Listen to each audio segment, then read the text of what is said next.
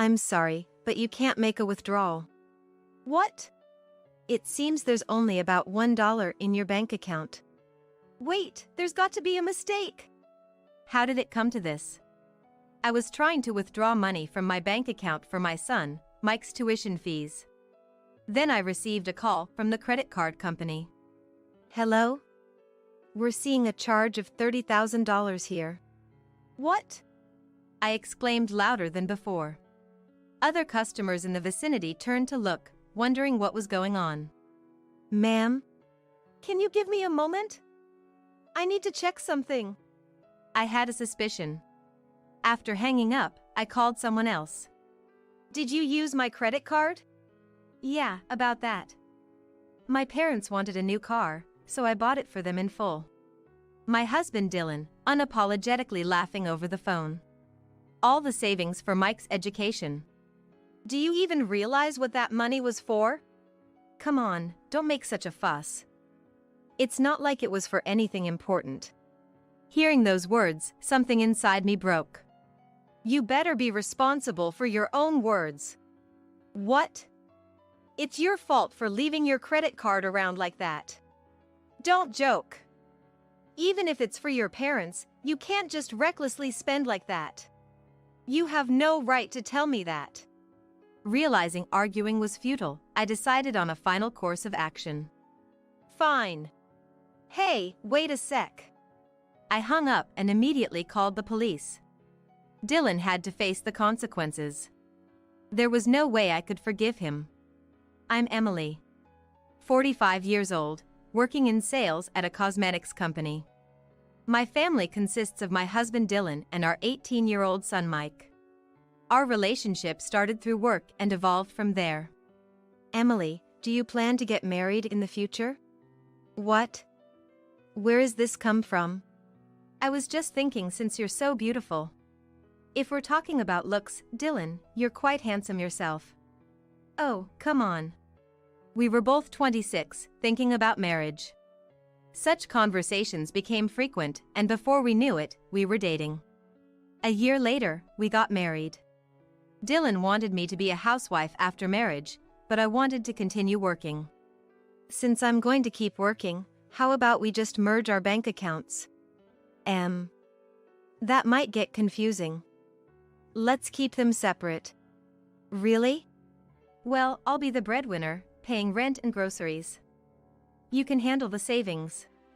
Okay then. Living together revealed aspects of Dylan I hadn't noticed before. Discussing it with friends, they said it's often the case, which somewhat reassured me. Things were going well after that, so I didn't say anything too strongly to Dylan. Things went on like this until Mike was born a year into our marriage. We really need to cut back on unnecessary expenses now that we have a child. I was on maternity leave and decided to talk to Dylan when he got back from work. I thought that if I talked to him, he would understand. You think I'm wasting money? I should be able to spend as I like sometimes. Of course, but my worry is that you're overspending. Ugh. Dylan sighed, looking annoyed. I was worried if we were okay, being this way so early in our marriage. But the problem didn't solve itself as time went by. And the issues weren't just with Dylan. My parents are coming over to visit soon. What? Why didn't you tell me earlier?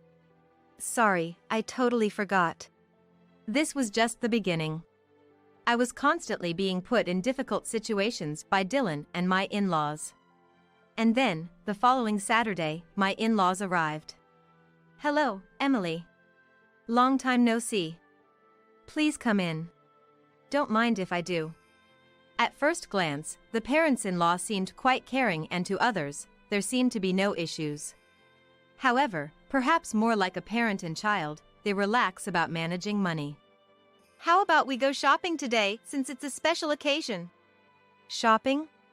Yes. There's something I've been wanting for a long time.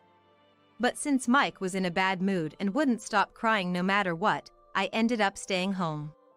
All right, I'm counting on you to house sit. With that, Dylan left with the parents-in-law. When they returned about 2 hours later, I was surprised to see them. What's with all those bags in your hands? Oh, these? Yeah, I guess I bought too much. Moreover, the bags were printed with logos of famous brands. We're back. Sorry for making you house sit. Oh, no, it's okay. Mother-in-law Rebecca was also carrying bags similar to Dylan's. Then, sitting on the sofa, she started spreading out her purchases as if to show them off to me. I didn't own that much myself. Moreover, since getting married, I've been trying to save money, keeping the future in mind. Thank you for today. I can't believe you bought me so much. It's nothing to worry about. It's just filial piety. Plus, I got a lot too. Watching this exchange was almost headache-inducing. Oh, right. This is for Mike. Saying this, Dylan pulled out a piece of baby clothing from a brand. We had to make you house sit, after all. Father-in-law Bert said with a laugh. I had hoped they might have bought something for me too, but there was nothing, and Dylan and his parents seemed satisfied looking at their own things. The day ended with a family dinner and we said goodbyes, but there was another chance to meet the in-laws at a family gathering. Welcome. Thank you for having us today. Even I, who wasn't much interested in brands, could tell Rebecca was dressed head to toe in brand name clothes. You always seem so plain. This was said while we were drinking coffee in the living room. From the moment she arrived, Rebecca had been looking at me, and this was why. I've been meaning to say this, but you need to take care of your appearance more. Then Dylan joined the conversation. What are you talking about? About Emily being plain. Oh, that. Yeah, I've been meaning to say same. The reason for my plain appearance was because I had more important things to worry about than my own looks. Dylan freely spent money, but I was the one covering the costs from our savings. He didn't realize that our current lifestyle was thanks to that. During my 2-day stay at my in-laws, I had to put up with Rebecca's sarcasm the whole entire time. And upon returning home, Dylan started it with my appearance again. Like Mom said at home earlier, you should take more care of your appearance. It's embarrassing for me too. Unable to bear it any longer, I vented all my pent-up frustrations. If you're embarrassed, then think a bit more about how you spend money. I've been saying this for a long time. Are we going to have that talk again? I'm tired of hearing it. Tired of hearing it? With Mike growing older, are you planning to keep living like this? Life is going on just fine, isn't it? Dylan laughed and headed to the bedroom. Life went on like this, and before we knew it, Mike had become a junior in high school. Then, one summer afternoon, Dylan came up to me. I have something I want to discuss. Dylan wanting to discuss something was a bad omen. And as expected, my fears were confirmed. A discussion? Sort out your money issues yourself. Haven't said anything yet, have I? Can you pay for some living expenses instead? Had Dylan not listened to me at all? I was so astounded I didn't want to talk anymore. By the way, what are you short on? What I'm short on? Everything. Everything? It hasn't even been a week since payday. Just help me out, okay? Dylan didn't seem to feel any remorse towards me. Reluctantly, I convinced myself it was necessary for our livelihood. This is the last time, okay? Yeah. Even though we were still talking, Dylan was looking at his mobile phone, seemingly bored. And that wasn't all. I'm going out for a bit. Wait. Where are you going? Don't need to tell you. I'll be back by night. And then Dylan left the house. I was left alone in the living room, stunned. Honestly, I've considered divorce more than once or twice. But I didn't because of Mike. While I was thinking about this, Mike came. Huh? Where's Dad? He just went out. Maybe he's gone to buy something again? You think so too? Whenever Dylan went out alone without saying where he was going, he invariably ended up buying unnecessary things. As I sighed, Mike made a suggestion. Why don't you just let it go? What? I've been watching all this time, and it's clearly too much. But you're still here. I can't do something so irresponsible. That's why I'm saying, once I graduate from college, I'll leave this house to work. Then, Mom, you can be free to do what you want. Thank you. For Mike, who had been watching Dylan's reckless behavior, it must have been too much to tolerate. Mike's words were a relief to me. He was my son and we were a team. Dylan returned before dinner, as expected, with luxury items. If there was money to buy such things, it should be used for living expenses. I was too tired to even complain to Dylan. No matter what I said, he wouldn't listen and would do as he pleased. Sometime after I had covered Dylan's expenses. Here. What's this? This is to cover what you paid for me the other day. Saying that, Dylan handed me an envelope. Inside, there was money. Oh, thank you. I hadn't expected him to repay me so soon. When I checked the amount, it was $1,000. It wasn't enough to cover what I paid, but I still felt a little happy. But that brief joy soon turned into a nightmare. All right, I'm taking this back. Hey, what are you doing? Dylan snatched the envelope back from me and put it in his pocket. I did pay you back, right? I'll need it for tomorrow. I don't understand what you're doing. I was confused about what was happening. While I was in panic, Dylan continued. Why are you surprised? Look. Then Dylan handed me the envelope again, only to take it back. He repeated this a few times. So, now I've paid back everything I owe you. I had no energy left to argue back. It was like a child's way of pretending everything was settled. If that's what you think, I won't lend you money again. Why does it come to that? I paid you back, didn't I? Forget it. From that day, I grew to dislike even talking to Dylan. Whenever he asked for something, it was always about money. Even more troublesome were the in-laws. I thought they had been quiet lately, but then suddenly they contacted me. We haven't received this month's allowance. What? Allowance? I haven't heard anything about it. That can't be. Dylan said you would start paying from this month. It's too sudden, I can't. We're in trouble too. We have payments to make. It's your problem, so sort it out. I need it by the day after tomorrow. Wait a minute, Rebecca. She said what she wanted to say and just hung up. I was constantly troubled by this family. Just thinking about it gave me a headache. That night, I asked Dylan what was going on. Rebecca called, but what's this about an allowance? They seemed a bit troubled, so I've been sending them money for a while. But why should I pay? I haven't heard anything about it. Oh, did I forget to mention? And you even told Rebecca that I would be making the deposit. Then just send the allowance. However, I decided not to send the allowance. Nor did I contact the in-laws, ignoring whatever they said. Mike's exams were approaching, and I couldn't afford to focus on such things. Time passed, and Mike got accepted to his first choice of college. Congratulations! You've been working hard for this.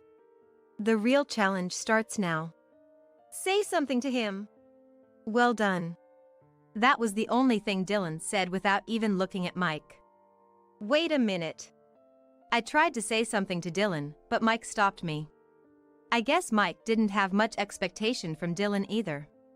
Then trouble came when I went to the bank to pay Mike's tuition. When my number was called and I approached the counter, an unexpected incident occurred. I'm sorry, but you cannot make a withdrawal. What? It seems there is only $1 in your bank account.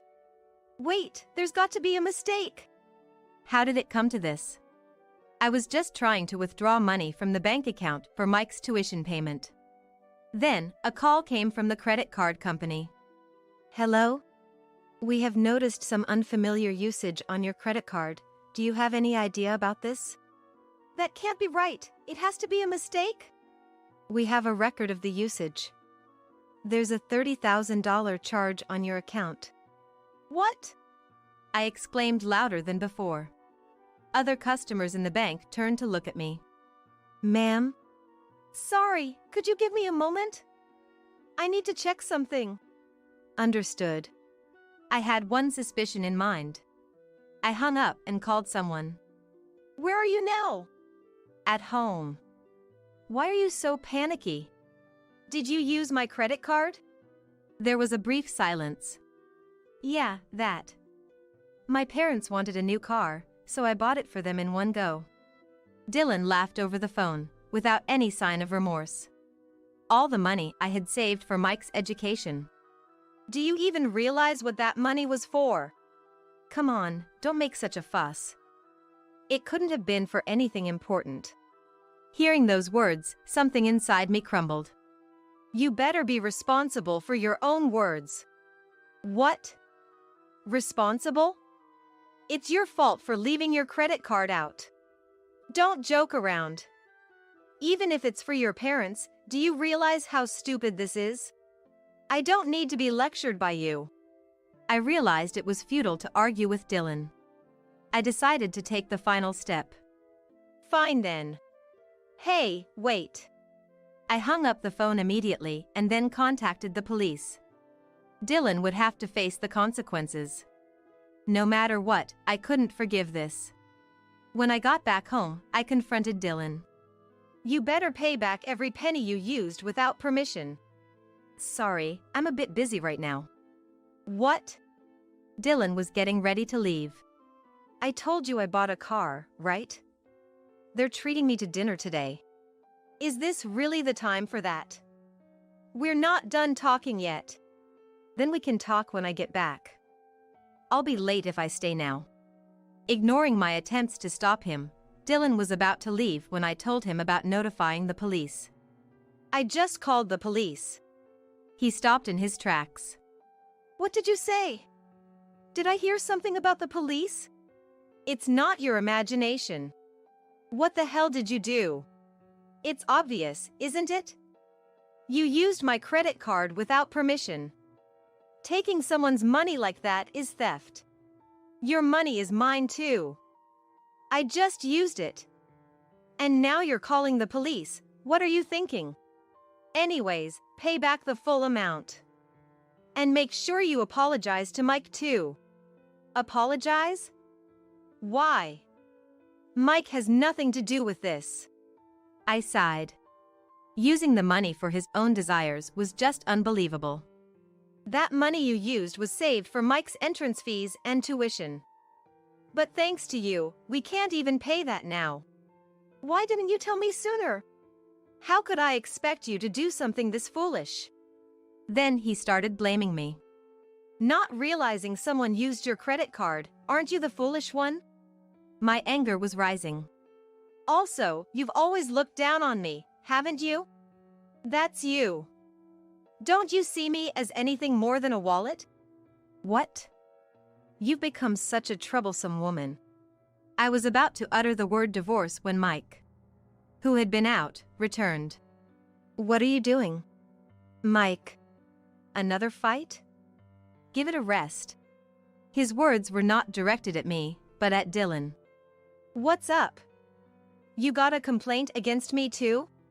It's not a complaint, it's a warning. If you keep this up, you'll regret it eventually. Regret? You've become quite bold in talking back to Dad, haven't you? Dylan even started snapping at Mike. I regretted ever marrying such a person. Oh, right, I almost forgot to tell you. I'm going on a trip in a week. How can you be so selfish? I thought about taking you guys along, but changed my mind. Just stay home and behave. Dylan laughed at us mockingly and left to buy things for his trip. Left behind, we looked at each other. I'm sorry, Mike. Your tuition. So that's why you were fighting. Now I couldn't even send him to college. Even though it was Dylan's fault, I wouldn't have been surprised if Mike blamed me. But instead of blaming, Mike was concerned about me. It's not your fault, Mom. Dad's the one to blame. And it's not like I can never go to college. I felt grateful to Mike for saying that, but was also filled with guilt. I decided I had to get revenge on Dylan to the end. I need your help with something. Of course. I'm on your side, Mom. So, we planned our strategy before Dylan returned. And then, in the morning a week later. See ya. I'll be back the day after tomorrow. I didn't even respond. What's with you? At least say something.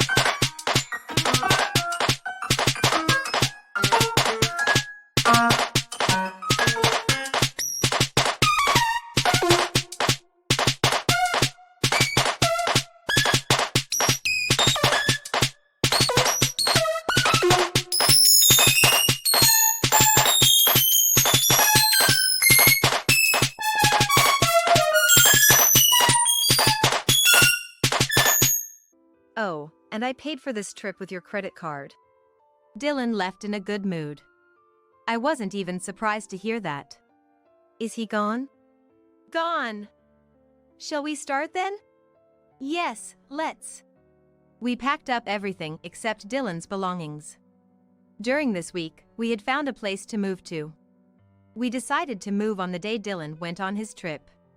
We're finally done. It took quite some time. Just need to get the movers now.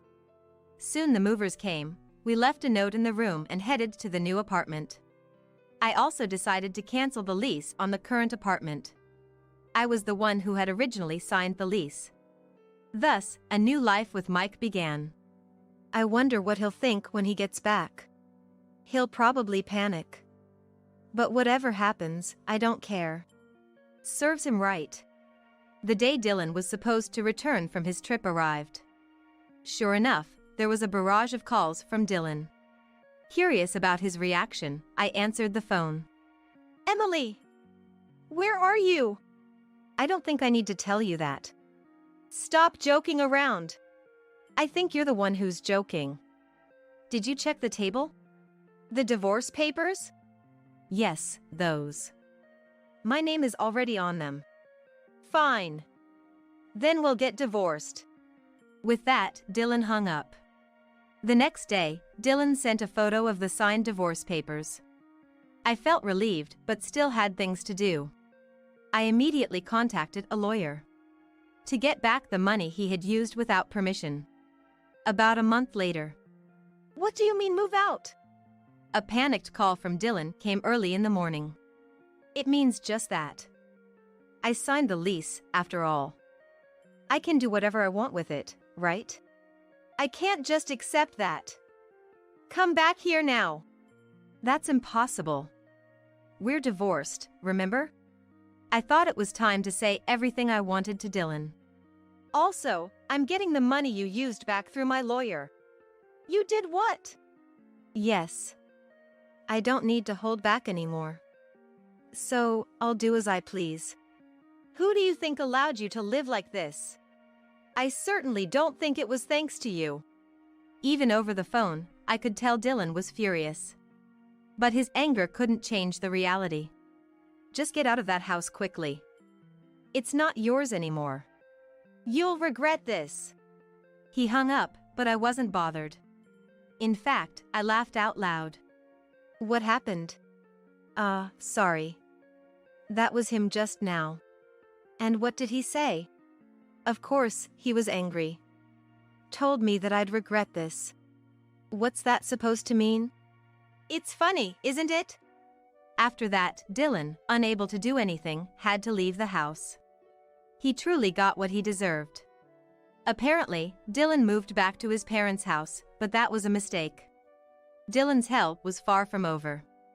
The next day after Dylan contacted me, the lawyer informed me.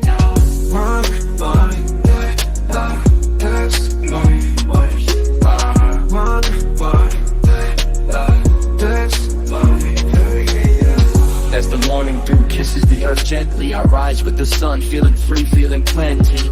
In the quietude of dawn, where dreams unfold, I find solace in rhythm and stories untold. From the whispers of trees to the songs of birds, I draw inspiration from life's gentle words. In the symphony of nature, my spirit soars, a melody of hope behind closed doors. I lace up my shoes, hit the pavement light, each step a beat.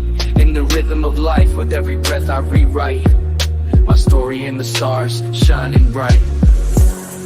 In the stillness of the morning, I find my flow. In the silence of the sunrise, I let it all go. With every verse I let my heart show. In the gentle beginnings, my spirit will grow. In the hustle of the day, I find my stride. With every challenge I face, I take it in my stride. In the chaos of life, I seek to confide in the power of music where I can reside.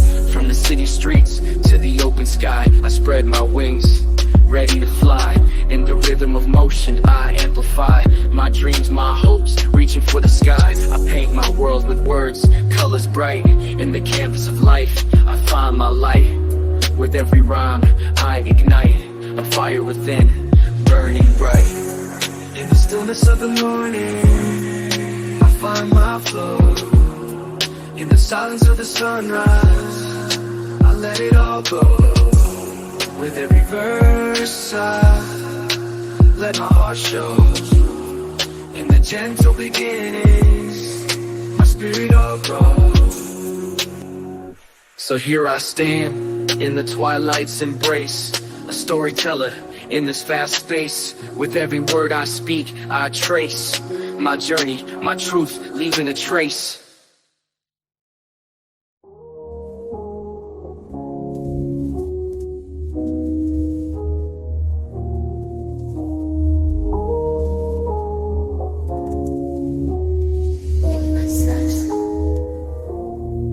So as the sun sets and the day's at rest, I lay down my pen, feeling blessed. In the gentle beginnings, I confess my love for this art, ever impressed. Me that we could formally recover the money. It looked like we could also claim compensation for all the trouble he had caused. How dare you do this to us? Huh? The call from Rebecca was full of complaints. Thanks to you, we're in trouble. We can't make our payments now. How are you going to fix this? That's unfortunate. But it's no longer my problem, and you'll have to resolve it on your end. You should pay in my place since it's your fault. Absolutely not. If you had any gratitude for the help we gave you, you should repay that kindness. I don't feel I owe you anything, so I'm fine. Goodbye. This time, I was the one to hang up. It was a truly liberating moment. This outcome should have been easy to predict. A family all lax about money was bound to collapse eventually. Blinded by immediate desires, they failed to see the reality of their situation. We finally got our money back. Yes, but we couldn't make the college payment in time. It's okay. I'll try again next year. Mike was incredibly positive. Seeing him like that lifted my spirits. Later, I heard that Dylan and his family, unable to pay their debts, filed for bankruptcy. They ended up losing their house and were left wandering with no assets. I don't even know where they live now. They filed for bankruptcy. Seems like it. It's their own responsibility. Well, it's not our concern anymore. Dylan was also interviewed by the police but was just questioned. The police couldn't intervene further. However, this incident reached his workplace, and Dylan was apparently fired. He'll probably regret this for the rest of his life. I'm determined to keep moving forward with Mike, working together as a team.